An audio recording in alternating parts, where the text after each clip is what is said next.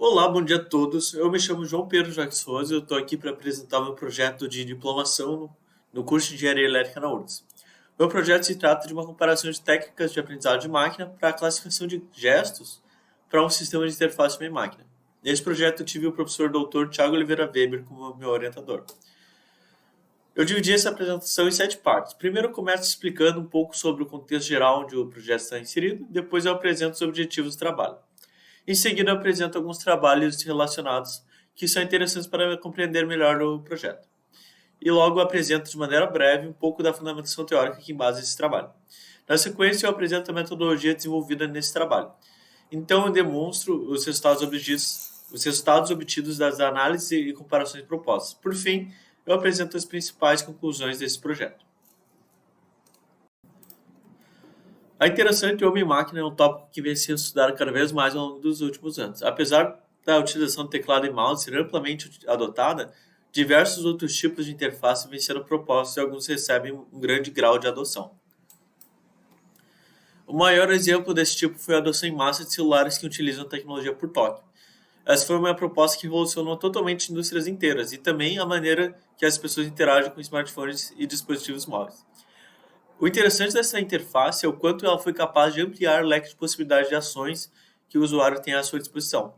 Ao invés de tentar substituir o propósito de um teclado e mouse, a tecnologia por toque focou em fornecer comandos que não eram possíveis ou fáceis utilizando teclado e mouse. Uma outra área que vem ganhando relevância é a que estuda a interface homem-máquina sem que o usuário interaja diretamente com o dispositivo. Há muitas tentativas em reproduzir a revolução como foi a da tecnologia por toque para os dispositivos móveis nessa área.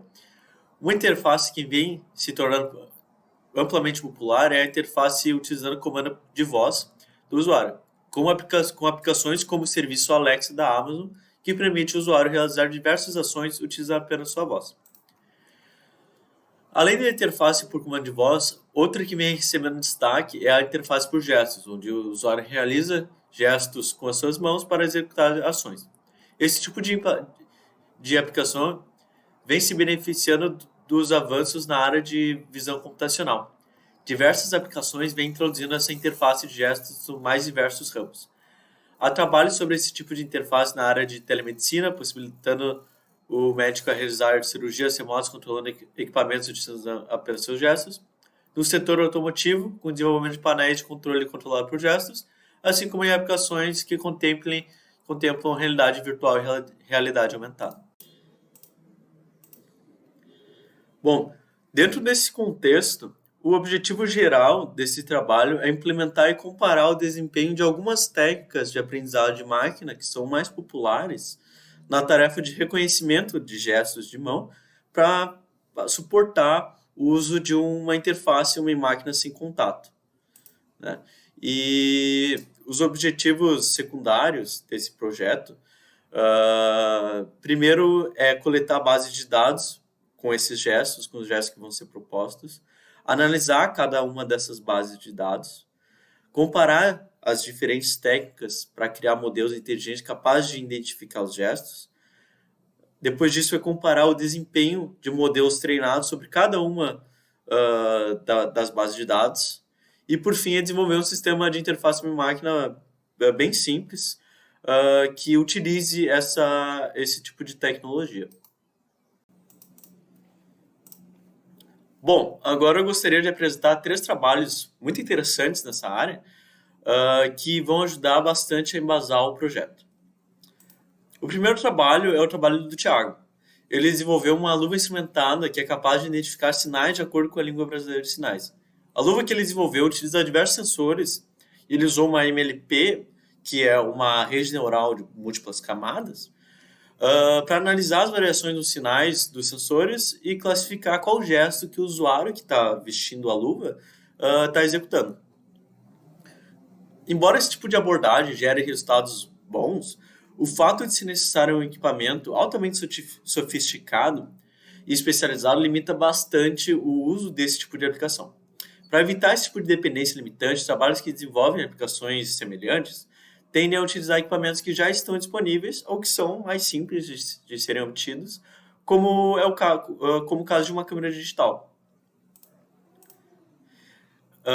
Esse é o caso do trabalho de Abdullah. Ele utilizou apenas uma câmera digital para capturar imagens e identificar qual número que está sendo exibido pelo usuário.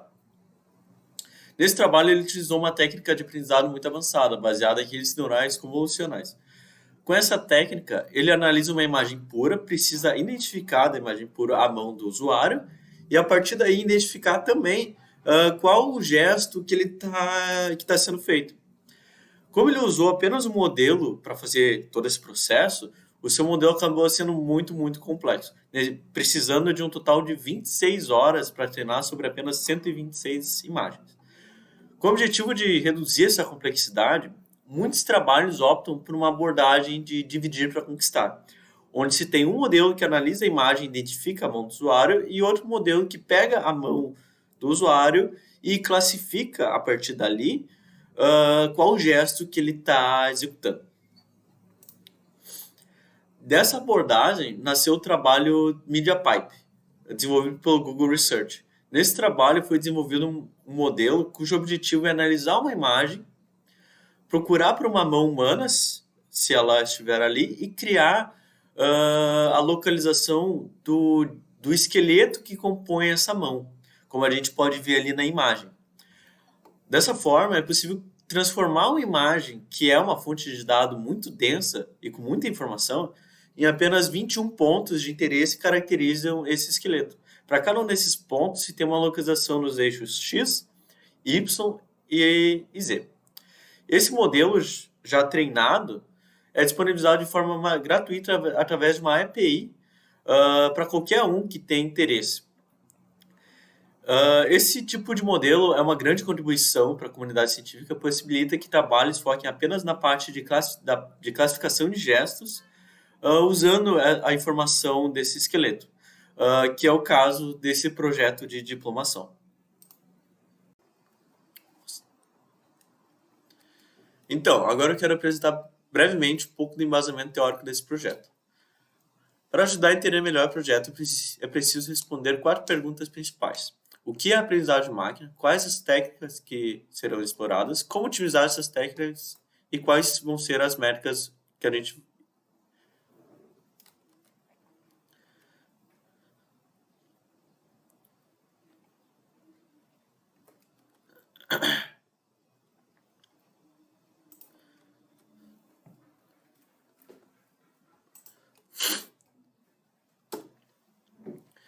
Então, agora eu quero apresentar brevemente um pouco do embasamento teórico desse projeto. Para ajudar a entender melhor o projeto, é preciso responder 4 perguntas principais. O que é a aprendizagem de máquina? Quais as técnicas que serão exploradas? Como otimizar essas técnicas e quais as métricas vão ser utilizadas? Então, afinal, o que é a aprendizagem de máquina? A aprendizagem de máquina, ou popularmente conhecido como machine learning, é um paradigma computacional com o objetivo de identificar padrões em dados sem que um programa seja explicitamente instruído para tal. Essa abordagem consiste num processo iterativo onde o programa vai se adaptando aos dados disponíveis e vai aprendendo a descrevê-los. Basicamente, o objetivo é encontrar uma função que consiga descrever, com o menor erro possível, os dados de interesse.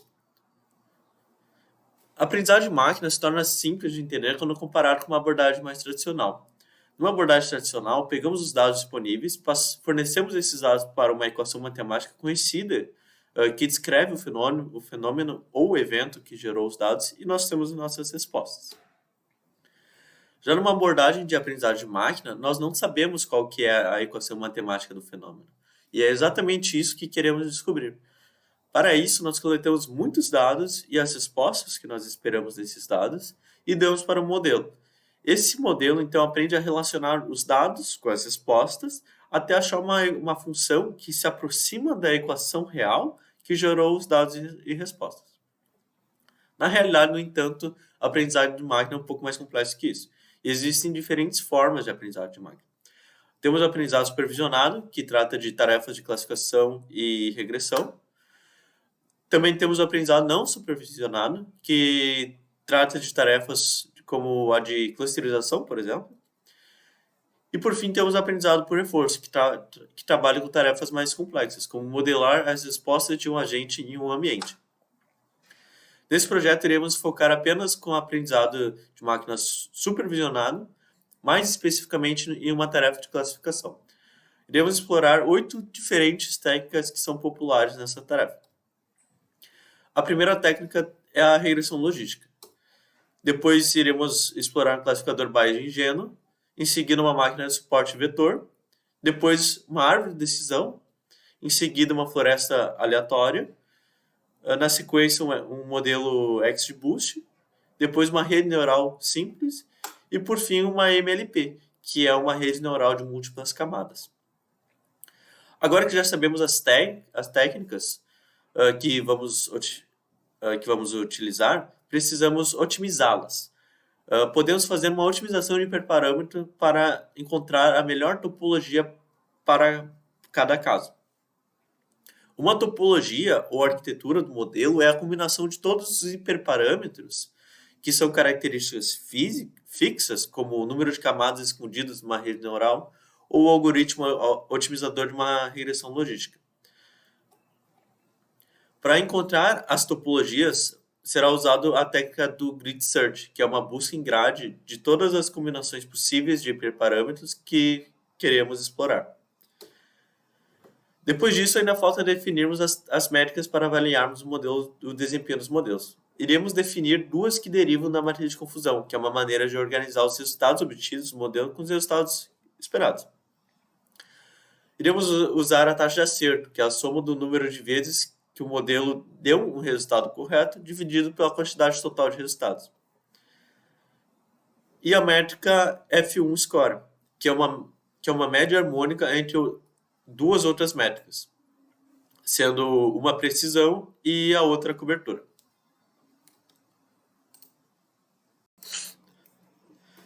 Com isso, podemos tratar da metodologia desenvolvida no trabalho. A metodologia está dividida em 7 partes. Primeiro é abordada a coleta para processamento e análise das bases de dados. Depois, essas bases de dados são preparadas e divididas em parte de treino, teste e validação. Em seguida, é feita uma etapa de otimização de hiperparâmetros das técnicas que foram abordadas. Depois disso, é feita uma comparação do desempenho dos modelos gerados. Por fim, é desenvolvido um sistema de interface e uma máquina simples. Para coletar os dados, primeiro foi necessário definir quais os gestos de interesse. Esses 6 gestos de interesse foram escolhidos segundo um critério de fácil execução. Ao mesmo tempo, temos gestos que não são de interesse. Esses gestos são versões opostas de alguns dos gestos de interesse. Alguns trabalhos optam por definir apenas uma classe que representa todos os gestos que não são diferentes. Porém, nesse trabalho foi optado por utilizar várias classes que não são de interesse para facilitar o treinamento dos modelos. Na imagem acima, podemos observar o local de experimento. Na marcação 1 é o local onde o voluntário fica. O condutor do experimento fica na marcação 2, na cadeira ao lado, controlando o experimento. Foi utilizado também uma lâmpada LED na marcação 3. E na marcação 4 foi utilizado um notebook com uma webcam para fazer a captura dos dados.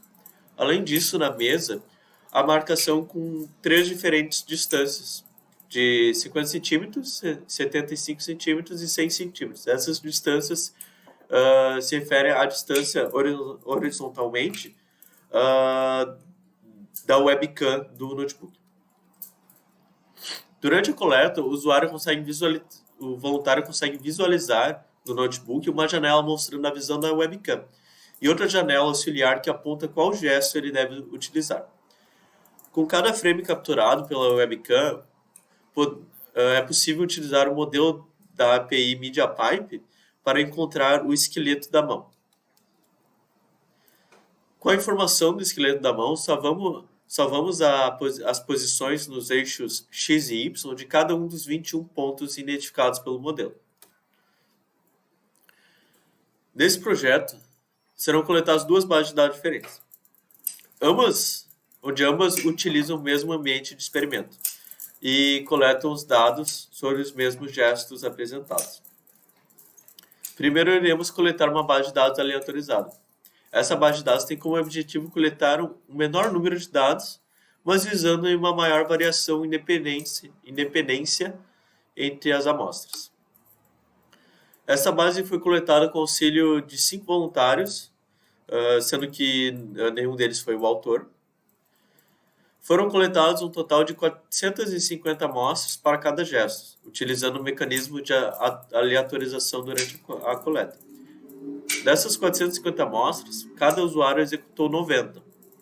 Dessas 90, 30 foram executadas na marca de 50, 30 na marca de 75 centímetros e 30 na marca de 100 centímetros de distância.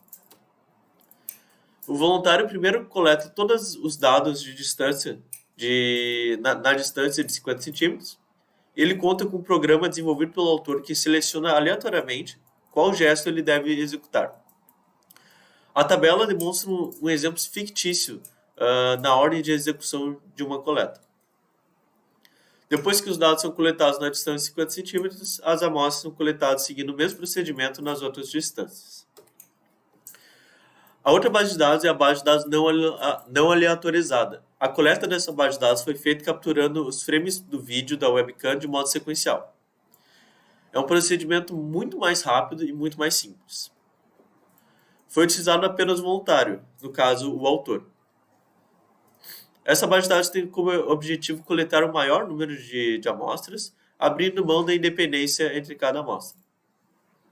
Foram coletadas 4.500 amostras para cada gesto, sem o mecanismo de aleatorização. Dessas 4.500 amostras, 1.500 foram coletadas na marca de 50 centímetros, 1.500 na marca de 75 e 1.500 na marca de 100 centímetros de distância.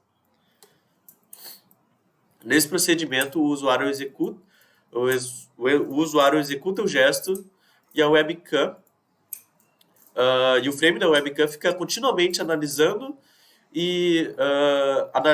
o frame e os dados do esqueleto, dados pelo modelo do MediaPipe, são salvos também continuamente. O usuário executa os gestos um de cada vez. Depois que ele executa todos os gestos na distância de 50 centímetros, ele repete o procedimento nas outras distâncias. Com as bases de dados já coletadas, é possível então realizar um pré-processamento desses dados. Para isso, os valores de todas as amostras são normalizadas, uma vez que o valor do pixel da amostra original depende da webcam utilizada, conforme mostra a imagem. Então, primeiro a gente tem uma imagem com os valores originais, e depois os valores são normalizados para todos ficarem entre uma faixa de 0 e 1, para ambos os eixos. Para analisar as bases de dados, são propostas 3 análises. Primeiro é uma comparação do gesto médio de cada gesto entre as 3 distâncias de coleta de dados. O gesto médio é obtido pela localização média dos pontos do esqueleto que compõem o gesto, como mostra as duas imagens.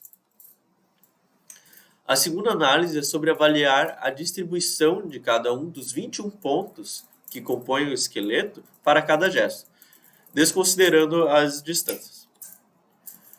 Por fim, a última análise compara cada amostra com um gesto de referência. Depois dessas análises, para treinar diferentes modelos baseados nas técnicas de aprendizado de máquina, é preciso dividir cada base de dados em diferentes partes. É preciso ter uma parte de treinamento, teste e ou validação, a depender de qual base de dados em questão. Então, é realizada a etapa do trabalho do treinamento dos modelos. Primeiro é feita uma otimização de hiperparâmetros das 8 técnicas sobre a base de dados aleatorizada. Os modelos treinam sobre o conjunto de treinamento e são avaliados sobre o conjunto de validação. Em seguida, a melhor topologia de cada uma das técnicas vinda da otimização de hiperparâmetros é novamente avaliada, só que dessa vez sobre o conjunto de testes. Assim, é possível escolher a topologia campeã. E também avaliar qual técnica que gerou essa topologia campeã.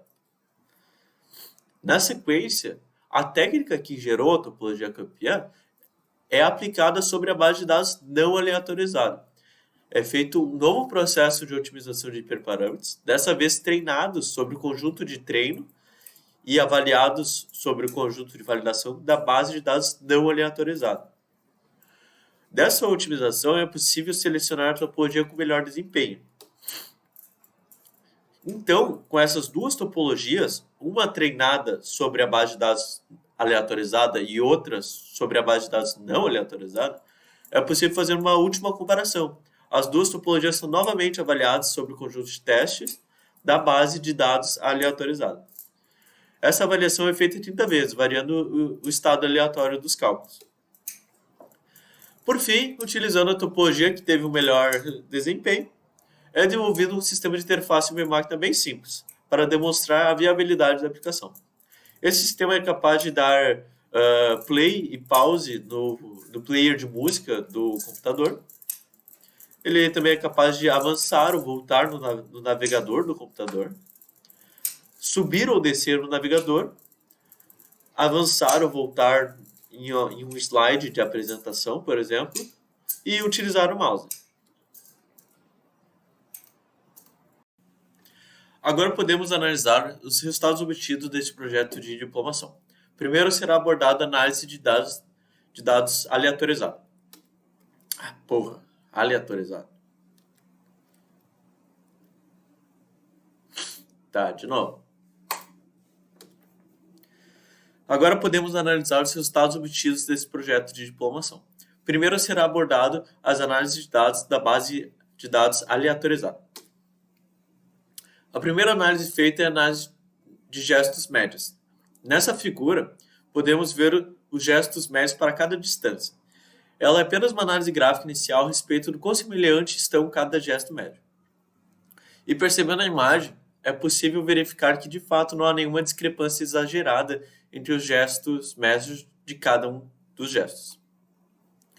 Além dessa visualização inicial, é possível quantificar o quão diferente estão cada gesto médio utilizando a equação de diferença geométrica abaixo.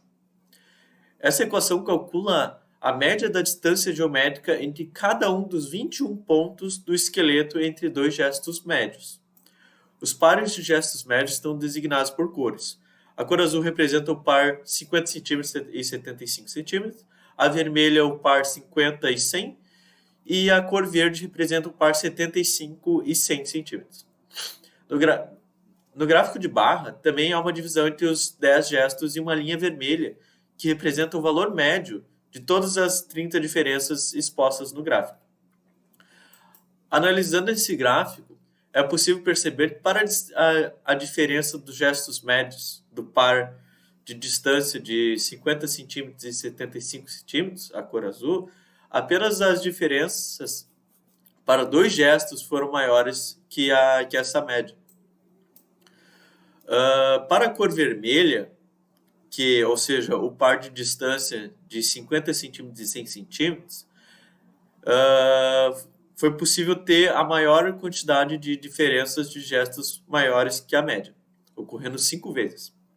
Por sua vez, o par de distância de 75 e 100 cm, a cor de verde, também teve 5 valores maior do que a média. Esses resultados indicam que há uma maior similaridade, de maneira geral, entre os gestos médios do par de distância de 50 cm e 75 cm. Em seguida, é possível avaliar a distribuição dos pontos de cada um dos gestos.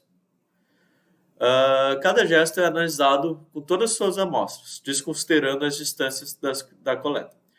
Cada ponto azul representa a média do ponto em questão do gesto, e as faixas vermelhas têm o tamanho de um desvio padrão, calculados tanto no eixo X quanto no eixo Y. Com essa análise, é possível avaliar quais os gestos foram executados com maior consistência e menor variação. Para o gesto 1, por exemplo, podemos notar que, de modo geral, a sua dispersão dos 21 pontos é baixa, o que pode indicar que a execução do gesto é feita de modo mais confortável para o usuário que gestos como o de número 4, por exemplo, que avaliando diretamente no gráfico, claramente podemos notar uma dispersão muito maior na posição de seus pontos. Além disso, em alguns gestos podemos notar que apenas alguns pontos possuem uma dispersão mais elevada, como para o caso do gesto 6 e 10, onde pontos mais à esquerda e à direita, respectivamente, demonstram uma variação maior no eixo Y. Isso demonstra que os voluntários tiveram maior dificuldade na execução desse gesto para alinhar com o exemplo sugerido. Além disso, podemos avaliar cada amostra separadamente em relação a um gesto de referência. Esse gesto de referência foi escolhido de maneira arbitrária, e a diferença de cada amostra para o gesto de referência é calculada segundo a equação de diferença geométrica média mostrado anteriormente. É possível condensar essas diferenças no gráfico ao lado.